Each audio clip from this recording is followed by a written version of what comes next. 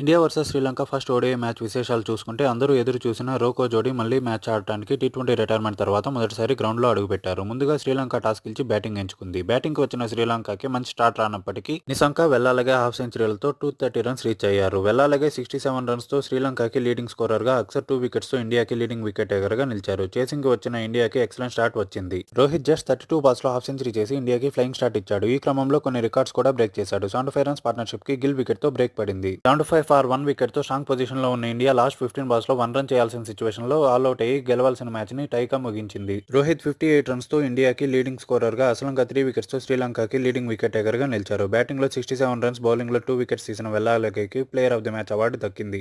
T20 tie అయితే super over ఎందుకు ఆడారు, ఫస్ట్ ఓడిఐ టై అయితే సూపర్ ఓవర్ ఎందుకు ఆడలేదు అనే డౌట్కి, ఇండియన్ ప్లేయర్స్ మ్యాచ్లో బ్లాక్ బ్యాండ్ కట్టుకుని ఎందుకు మ్యాచ్ ఆడారు అనే డౌట్కి క్లారిటీ కావాలన్నా, కంప్లీట్ మ్యాచ్ డీటెయిల్స్ మీ కళ్ళకి కట్టినట్టు తెలుసుకోవాలంటే కింద ఉన్న ఫుల్ వీడియో లింక్ని క్లిక్ చేసి వెంటనే చూసేయండి.